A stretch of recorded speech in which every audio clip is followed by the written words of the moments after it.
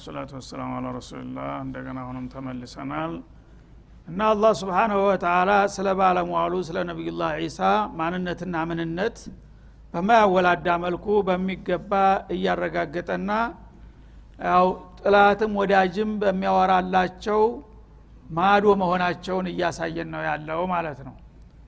ወሙሰዲቀን ሊማ በይነ የደየ ሚነ ተውራህ ይላል እና ከኔ በፊት ቀድሞ የመጣውን ተውራት ደግሞ አረጋጋጭ ሁኜ ነው የመጣሁት ይላቸው ነበር ማለት ነው።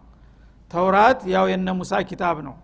እሳቸው ድረስ እንግዲህ በጣም በታዋቂነት የወረደ ኪታብ ነው ማለት ነው። ይሄ ተውራት አልካዱም ኢሳ ወይም አልሻሩትም አልገሰሱትም ማለት ነው። ተውራትን ላስወግድና እኔ የራሴን ኪታብ ይዤ ነው የመጣሁት አላለም። እንግዳውሳ ተውራት እንዲህ አይነት ልጅ እንደሚወለድ ይጠቁም ነበር። እንዲህ አይነት ልጅ ይወለዳል የሚል አያት ነበረ በውስጡ ማለት ነው። ኢሳ በዚህ መልክ ባይወለድ ኑሮ ምን ይሆን ነበር? ተውራት ውሸት ይሆን ነበር አይደለም? እንዲህ አይነት ልጅ ልዩ ልጅ ይወለዳል ያላባት ብሎ የጠቆመውን ነገር ኢሳ ሳይመጣ ቢቀር ተውራት የጌታ ቃል አይደለም ወደሚለው ነበር የምንመጣው ማለት ነው። ስለዚህ ተውራት የሰጠውን ትንቢይ አረጋጋጭ ሆኜ መጣሁ አላቸው ማለት ነው። እንደዚህ ብሏቸዋል አይደለም ተውራት? አዎ። ስለዚህ እሱ ይመጣል ያለው ልጅ እኮ እኔ ነኝ ብሎ በገቢር አረጋገጠ። የተውራትን ትንቢይ የሱ መምጣት በገቢር አረጋገጠው ማለት ነው። ስለዚህ ምንድነው ችግሩ? ተውራትን የምታምኑበት ከሆነ ተውራት የተነበየው ነገር ነው አሁን ተረጋግጦ የመጣው ብሎ የሚሉትን አሳጣቸው ማለት ነው። ወሊኡሂለ ለኩም ባዕض الذي حرم عليكم እንደገና ደግሞ እናንተን ልጎዳ ወይም ደግሞ ላጠብባችሁ አልመጣሁም። በእናንተ ላይ ባለፈው ሸሪዓችሁ በተውራት ሸሪዓ አንዳንድ ጠጠር ያሉ ነገሮች ነበሩ። አስቸጋሪ ፈታኝ የሆኑ ህግጋቶች አሉ ተውራት ውስጥ። እነዛን ደግሞ ላሻሽልላችሁ መጣሁኝ ይላል እና ለኸይር ነው የመጣሁላችሁ ማለቱ ነው። እስከዛሬ በተውራት ላይ የነበሩ ጠጣርና ከባድ የሆኑ ህግጋቶችን ዛሬ በተሰጠኝ በአዲሱ ማሻሻያ እነዛን ነገሮች ላሻሽልና ላቀልላችሁ መጣሁኝ እንጂ ምን ጎዳዋችሁ አላቸው ማለት ነው። بعض الذي حرم عليكم በተውራት ውስጥ حرام የሆኑ ነገሮች አሉ። ለምሳሌ የምግብ አይነቶች ብዙ አይነቶች ያሱረቱ አሊ ኢምራን ላይ የሚዘረዝራቸው ان كل الطعام كان حلا لبني اسرائيل الا ما حرم اسرائيل على نفسه ከሚለው ጋር ተያይዞ እንደገና የተለያዩ የግመል ስጋ የግመል ወተት ምናምን አይበሉም ነበር። እነዛ ነገሮች ያው በኢንጂል ህግ ተሽረዋል። የፈለጋችሁትን አላህ خلق لكم ما في الارض جميعا ብሎ አሻሽሎ ነው የመጣው ማለት ነው። ሌላም ወንጀለኛ መቅጫ ላይ የተለያዩ ከባድ መቅጫዎች ነበሩ። እነዛ መቅጫዎች ወደ ተሻለ አሻሽሎላቸዋል። ይህን ነው ይዤላችሁ የመጣሁት በማለት ነገራቸው ማለት ነው። በመሆኑም ወጅእቱኩም ቢአየት ሚን ረቢኩም እኔ ከጌታችሁ የሆነ ወሳኝ የሆነን ተአምር ነው ይዤላችሁ የመጣሁት። ፈተቁላህ ስለዚህ የላከኝን ጌታ አላህን ፍሩና ወአጢዑን ለኔም ታዘዙልኝ። እኔም ማንነቴን አትው የላከኝን ኃይል ነው ማክበር ያለባችሁ።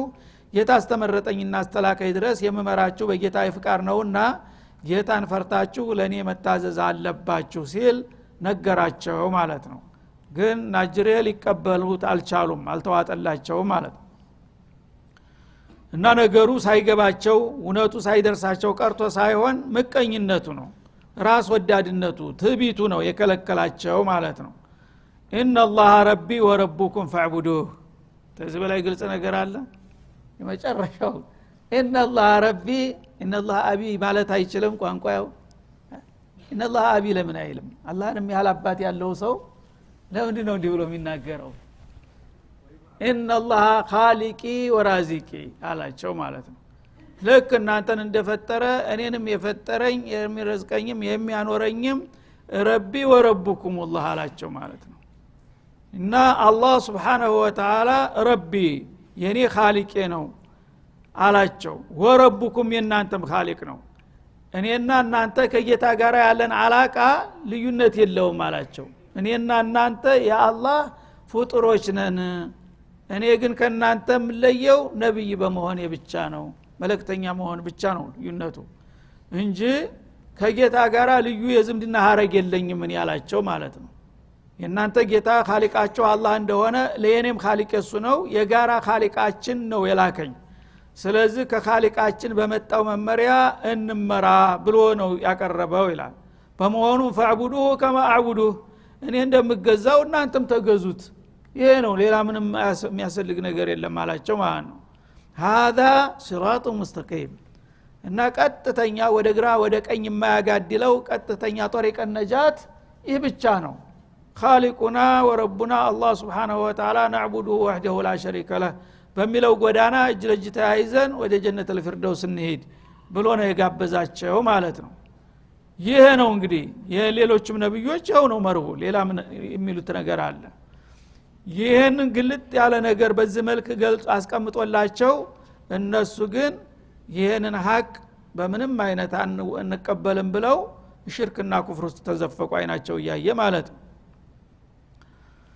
እና ኢነላህ ረቢ ወረቡኩም ራሱን ዝቅ አደረገ ማለት ነው ራሱን አሁን ከነሱ ጋር አሰለፈ እነሱ ተራ ሰዎች ናቸው ግን በኻሊቅነት ደረጃ ሲታይ አላህ የሁሉም ኻሊቅ ነው ስለዚህ የኔም የናንተም ፈጣሪ ነው እኔ ከናንተ ጋር ነው የምደመረው ከፍጡሮች ነኝ እሱ ጋር ያለው አላቃችን ሁላችንም ጌታ መባል እንጂ ለኔ አባት ለናንተ ጌታ የሚባል ነገር የለም ነው በዚህ መልክ ነው እንግዲህ ስለራሱ የገለጸውና ያረጋገጠላቸው ይህን ሲላቸው ግን አንገሸገሻቸው አሽቂያዎች አልታደሉ ናቸውና እና በምንም አይነትኛ አንተን በዚህ መልክ አንቀበልህም በማለት ካዱት ማለት ነው ያኔ ፈለማ አሐሰ ዒሳ منهم الكفر እውነቱ ተፍረጥርጦና ተገልጦ ቁጭ ካለላቸው በኋላ በመቀበልና በመከተል ፈንታ መካድንና መቃወምን ሲያይ ጊዜ ይላል በሰዎቹ ግንባር ላይ ያገኘው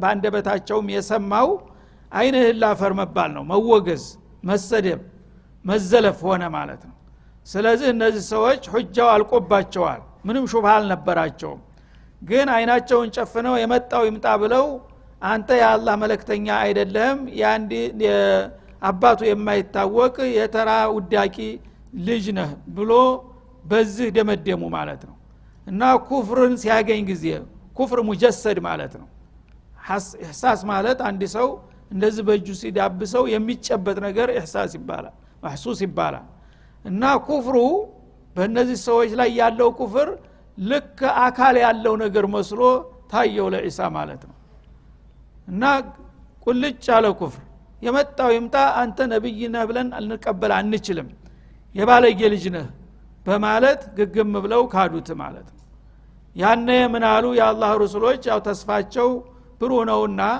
ሰዎቹ እንደዚህ ተስፋ አስቆራጭ ሆነ አቋም በመያዛቸው አልተደናገጡም ተስፋ ቢስ አልሆኑም ምን አሉ ቃለ መን አንሳሪ ኢላላህ እናንተ ይሄንን እድል ብትቀበሉና ብትሳተፉ ኑሮ ምንኛ ደስ ባለኝ ኑሮ ነበር ግን አለመታደል ሆነና አልተቀበላችሁትም ግን አሁን ለጁምሁሩ ለአጠቃላይ ለህዝቡ ጥሪዬን አቀርባለሁ ለእስራኤል ህዝብ አሉ መጀመሪያ እንግዲህ ሩአሳዎች ዑለሞች ሰላጢኖች ናቸው ይሄን በግንባር ቀደም መግለጫው የተሰጣቸው ማለት ነው ሁሉም ደምድመው አንተ ነብይ ልትሆን አይገባህም በሚሏቸው ጊዜ ምናሉ እንግዲያውስ ተራውን ህዝብ የናንተን አቋም ነው የሚከተለው ሁሉም ህዝብ በዚህ ነው ያለው ወይስ አሉና ለአጠቃላይ ለህዝቡ ጥያቄ ጥሪያቸውን አቀረቡ ማለት ነው መን አንሳሪ ኢላላህ እነዚህ መኳንንትና መሳፍንቶቹ በቁንጮ ላይ ያሉት እኔን እንደማይቀበሉ ነግረውኛል ግን ከህዝቦች መካከል ይሄንን የአላህን ብርሃን ለሚቀበለኝና ከኔ ጋር የሚተባበረኝ ማን ነው ጎበዝ እንዳው ከህዝቡ መካከል አንድ እንኳን አለይሰ ሚንኩም ረጁሉ ረሺድ እንደሚባለው ቀና አመለካከት ያለው የለም በቃ የሁላችሁም አቋም ይሄ ነው ብለው ጥያቄ ያቀረቡ ማለት ነው ያኔ አላህ ያደላቸው የመረጣቸው ጎበዞች ተነሱ ዝግባ የማይባሉ ተራ ጎረምሶች ማለት ነው አላህ ሂዳያ እንግዲህ እንዴት እንደሚሰጥ እነዛ ሰዎች 12 ግለሰቦች ናቸው ተራ ወዛደሮች ናቸው በኑሮ ደረጃ ራሱ ዝግባ መባሉ ባለስልጣን አይደሉ ዑለሞች አይደሉ ዱዓቶች አይደሉ ተራ ማራሪ ላባደሮች ናቸው እና የሆነ የጨርቅ ፋብሪካ ውስጥ የሚሰሩ ነበሩ ማለት ነው ጎስቋሎች እነዛ መጡና አላህ ሂዳውን ስለሰጣቸው መን አንሳሪ ኢላላህ የሚለው ጥሪ ሲያስተጋቡ ኢሳ ቃል الحواريون አንሷሩ ኢሳ አለይሂ ሰላም እነዚህ ሲዲቆች አላህ የመረጣቸው ግለሰቦች መጡና አጠገባቸው ማንንም ሳይፈሩ نحن انصار الله يا رسول الله አሏቸው ማለት ነው እና እኛ የአላህ ፍቃድ ደጋፊዎች ነን አላህ እንዳልከው መርጦህ ይሄን ሁሉ ድል ሰጥቶህ ከመጣህ እኛ ካንተ ጋር ነን የመጣ ይምጣ አብሽር ብለው ደረታቸውን ለስለት አቀረቡ ማለት ነው አመና ቢላህ እና አንተን በመረጠህና በላከህ ጌታ በአላህ አምነናል የመጣው ይምጣ ወሽሃድ ቢአና ሙስሊሙን እና እኛ ካሁኑ ደቂቃ ጀምሮ ያንተን ጥሪ ተቀብለን ለጌታችን ፍቃድ እጀሰጠን ታዛዦችና ቅን አገልጋዮች መሆናችንን መስክርልን እኛን የሚያሳስበን አሁን እምነታችንን ጌታ ይቀበለናል አይቀበልም ነው ሰው ምን ያደርገናል የሚለው ሂሳባችን ውስጥ የለም አሉ እና ሙስሊሞች መሆናችንን መስክርልን አንተ ረሱልላህ እነዚህ ሰዎች እኔ ተከታዮች ናቸው ሙስሊሞች ናቸው ብለህ ተመሰከርክልን ከዛ በኋላ ህይወትም ሞትም አንፈራም አሉ ማለት ነው በዚህ ሙናሰባ ኢሳ ወደ ምን እምነት ነበር የሚጠሩት የሚለውንም ተቆመን ማለት ነው ሙስሊም እንዲሆኑ እኔ ጋራ ሙስሊም ሁኑ ብሎ ነበር የጠራቸው ስለዚህ በጥሪው መሰረት ወሽሃድ ቢአና ሙስሊሙን ብለው ሐዋሪዎች መልሳቸውን ሰጡ ማለት ነው ቢአና ነስራንዩን ለምን አይሉ ክርስትና ተነስተናል አለ ሐዋሪ እኛ ሙስሊሞች መሆናችንን አንተ መስክርልን ጥቂቶችም ቢሆኑ 12 ግለሰቦች ሰልመውልኛል ብለ ለጌታ ሪፖርት አድርግ ይሄን ካደረክልን ሌላ ካንተ ምን ፈልገው ነገር የለም ህይወታችንም ጉልበታችንም ሁሉን ነገር ለአላህ ፍቃድ እንሰጣለን ብለው ተነሱ ማለት ነው ይህ ነው እንግዲህ ኢሳም እንደሌሎቹ ነብዮች እስላምን ነው የሰበኩት እስላምን ነው ያስተማሩት የመጀመሪያዎቹ ተቀባዮችና ደጋፊዎች ባንደበታቸው ራሳቸው ወሽሃድ ቢአና ሙስሊሙን በተአኪድ በአና አክደው ማለት እኛ ያለ ምንም ጥርጥር ሙስሊሞች ሆነናል ካሁን ጀምረው ብለው ነው የጠየቁት ማለት ነው ከዛ በኋላ የሚጠብቃቸው መከራ ምን ያህል እንደሆነ ያውቃሉ ጅሎች አይደሉም እንግዲህ ከዛ ሁሉ ከጅምሁር በብዙ ሺህ የሚቆጠር ህዝብ መካከል እኛ ያንተ ደጋፊዎች ነን ሰልመናል ብለው ኢዕላን ሲያደርጉ ወዳውኑ ሰው እንደሚቀራመታቸው ህይወታቸው አደጋ ላይ እንደሚወድቁ ያውቃሉ ማለት ነው ያ ሁሉ ጉዳያቸው አይደለም ብቻ ይችን ኢማናችንን ይዘን ጌታችን ጋር እንገናኛለን ነው እንኖራለን የሚለው ነገር ከሂሳባቸው አልነበረም ምናሉ ቀጥታ ወደ ጌታ ተወጅህ ሆኑና ረበና አሉ ጌታችን ሆይ አመና ቢማ አንዘልት ባወረድከው ውሳኔ አምነናልኛ ይሄን ሰውዬ ነብይ አድርገህ ልከሃል እሱም ጥሪውን አቅርቦልናል ያንተን ጥሪ ተቀብለን አምነንበታል ወተበዕነ الرسول الذي ارسلت الينا የላክልንን መልእክተኛ ተቀብለናል ተከትለናል በመሆኑም ፈክቱብና مع الشاهدين للحق ለሐቅ ከሚመሰክሩት ባለሟሎች እኛንም ዘግበን በማለት ለጌታቸውም አቤቱታቸውን አቀረቡ ማለት ነው ስለዚህ ካሁን በኋላ ማቄን ጨርቀን ልጄ ኑሮዬ ቤቴ ንብረቴ የሚባል ነገር አያስፈልገንም ብቻ አንተ ኢማናችንን ተቀብለህን በዚህ ደቂቃ ብንሞት ደስታውን አንችለውም አሉ የእምነታቸው ጥንካሬ ማለት ነው እና አመና ቢማ አንዘልት ባወረድከው መመሪያ ያው በኢንጂል ማለት ነው ወተበዕነ الرسول الذي ارسلت በኢሳም በነብይነቱ አምነንበታል አሉ ማለት ነው እተበዕነ ወለደካ ይሉም ابنك ለምን አይሉ ሐዋርያት ኢሳ የአላህ ረሱል መሆናቸውን ነው ይሄው በአንደበታቸው የሚመሰክሩት ያሉት ሶስተኛ የቅርብ አካል የሚባሉት ደግሞ እነዚህ ሰዎች ናቸው ማለት ነው ሐዋርያት የበለጠ ኢሳን የሚያቀሰው አለ የኢሳን አላማ የሚያቀሰው አለ ስለዚህ እነዚህ ሰዎች ወተበዕነ الرسول አሉ ابن الله አላሉም ማለት ነው አያውቁም ይሄን ዜና እነሱ ጊዜ አልነበረም ጭራሹ ይህ መቼ ነው ማን ነው መጥቶ እንደገና እንዲህ አይነት ነገር ጌታ ነው የጌታ ልጅ ነው የሚል መግለጫ የሰጠው ነቡለስ ናቸው ቡለስ ደግሞ የነሱ ጥላት መሆኑ የታወቀ ነው ማለት ነው ፈክቱብና مع الشاهدين እና ይሄንን ሸሃደተ الحق የእውነት ምስክርነታችንን ሰጥተናል እኛ አንተ ዘንዳ ብቻ እነዚህ ትክክለኛ የኔን ሪሳላ የተቀበሉ ሰዎች ናቸው ብለህ ዘግበን ይችን መዝገብ ታገኘን ከዛ በኋላ ለሚመጣው ነገር ሁሉ እኛ ጉዳያችን አይደለም በሚል ነው ደረታቸውን ነፍተው የተቀበሉት በደስታ ማለት ነው ያነ ምን ሆነ ህዝብ እንግዲህ ተከፈለ ማለት ነው በተወሰነ ደረጃም ቢሆን ኢሳም የተወሰነ ግንባር ፈጠሩ እነዛ መሳፍንትና መኳንንቶቹ ደግሞ አቋማቸውን አጠነከሩ ትናንትና አንድ ግለሰብ ነበር አሁን ደግሞ 12 ተከታይ ያገኝ አይደለም ነገ ከነገ ወዳ ደግሞ እያደገ ሊሄድ ነው ስለዚህ ህልውናችን አደጋ ላይ መውደቁ ነውና ሳይቀድም ቅደም በሚለው ፈሊጥ ዝግጅት ማድረግ ጀመሩ እነዚህን ሰው ተምትርገጥ ለማጥፋት ማለት ነው ወመከሩ እነዛ ጥጋበኞችና ሸፍጠኞች ኢሳንና እነዚህን ሐዋርያት ተምትርገጥ ለማጥፋት ለአንዴና ለመጨረሻ ጊዜ ወሳኝ የሆነ አድማ ለመወሰን ዱለት ጀመሩ ማለት ነው ወመከረ አላህ ደግሞ ወዳጆቹን ለመጠበቅና ጥላቶቹን ለማንቆታቆት የራሱን ደግሞ ዝግጅት ጀመረ ማለት ነው ባጠፋው والله خير الماكرين አላህ Subhanahu Wa Ta'ala ከሰረኞች ሁሉ የበለጠ ዘደኛ ነውና እነሱ ያሰቡት አልተሳካም ማለት ነው فكفرت طائفة من بني إسرائيل فآمنت طائفة من بني إسرائيل وكفرت طائفة فأيدنا الذين آمنوا على عدوهم فأصبحوا ظاهرين لها ማለት ነው እነሱ እንግዲህ ጉልበቱ መሳሪያው ሁሉ ነገር በእኛ እጅ ነው አንድ ቀን በቀላሉ በ5 ደቂቃ እንጨርሳቸዋለን ብለው ሽርጉድ ሲሉ አላህ ባልጠበቁት መልክ እነዚህን ሙእሚኖች ሁለት ፍሬዎችን አጠነከረና እነዛኞች እንዲፍረከረኩና እንዲቸነፉ አደረጋቸው ይላል ማለት ነው እና አላህ ዘንዳ ጥራት ነው የሚወስነው ሁሉ ጊዜ ብዛት ሳይሆን ማለት ነው ጥሩ ከሆኑ ሰዎች የሱ ፍቃድ በትክክል የሚቀበሉና በመመሪያው የሚመሩ ሰዎች ካሉ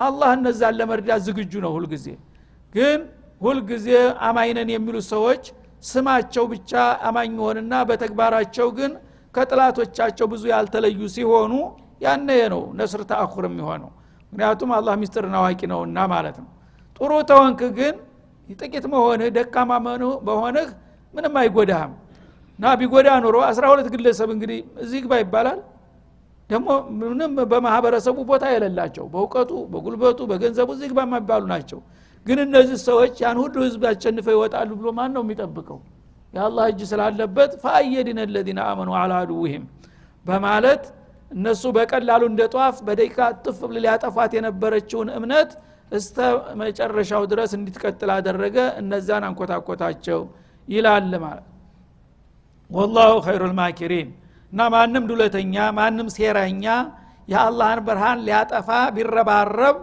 አላህ ካልፈቀደ የሚሆን ነገር የለምና ይጠፋሉ የተባሉት አበባው አፈሩ ያቸንፋሉ የተባሉት በቀላሉ ወደቁ ደቀቁ ይላል ማለት ነው هذا سنة الله يا الله ለማድና ስርዓት ይሄ ነው ሁሉ ጊዜ የሱ ወዳጆች ከሆኑ በትክክል ይደግፋቸዋል እንደገና የሱ ጥላቶች ደግሞ የፈለገውን ያህል ቢረባረቡና ጉልበታቸውን ቢያደላቸውም እሱ ደቁ ካላቸው የሚያድናቸው እንደሌለ ይህ ታሪክ ራሱ ይመሰክራል ያረጋግጣል ማለት ነው ከዛም በኋላ እነሱ እንግዲህ ተስፋ አልቆረጡም በየጊዜው አንዱ ሙከራ ሲከሽፍባቸው ሌላ ሴራ እንትን ይላሉ እና ኢሳ በመሬት ላይ እንዲኖሩ መማስችል ሁኔታ እየተፈጠረ መጣ ማለት ነው ዲኑ በመሰረቱ መሬት ላይ እንግዲህ ተረጋገጠ መደቡን ያዘ ከዛ በኋላ ግን ኢሳን ለማጥፋትና ለመግደል ሌት ተቀን ሴራው እየቀጠለ ሄደ ማለት ነው እየተባባሰ መጣ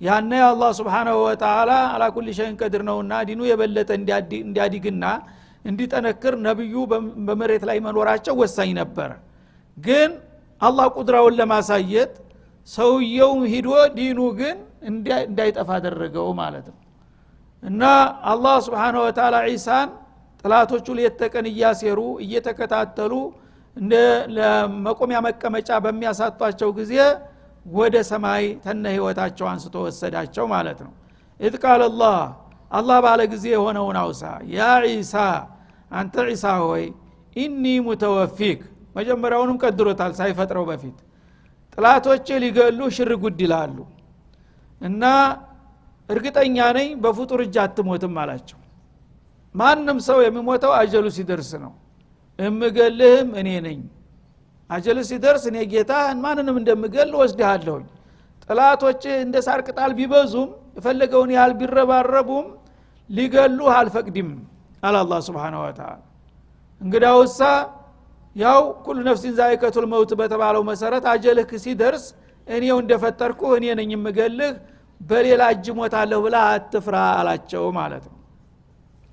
ወራፊዑከ ኢለይ እና አሁን ወደኔ አነሳሃለሁ አላቸው ማለት ነው። ወደ ላይኛው ዓለም እንድታርግ አደርግሃለሁኝ። ወሙጠሂሩከ ሚነ الذين كفروا ከነዚህ ከሃዲ ከሆኑ ህዝቦች አጸዳሃለሁ። አንተን የመሰለ ንጹህ ሰው እንደዚህ ርኩሳኖች ጋራ አንድ አካባቢ መኖርህ ራሱ አይገባምና ከነዚህ ቁሻሻዎች ተቢአው ተተበከለ አካባቢ ላነሳህና ወደ ሰማይ ልወስድህ አስቤያለሁ ብሎ ነገራቸው ማለት ነው። ወጃኢሉ الذين اتبعوك فوق الذين كفروا الى يوم القيامه አንተን ወሰድኩህ ማለት ግን ዲኑ ከሰመ ማለት አይደለም። አንተን የተከተሉ ሰዎች እነዚህ አማናህን ጠብቀው እስከ መጨረሻው ድረስ ይቀጥላሉ።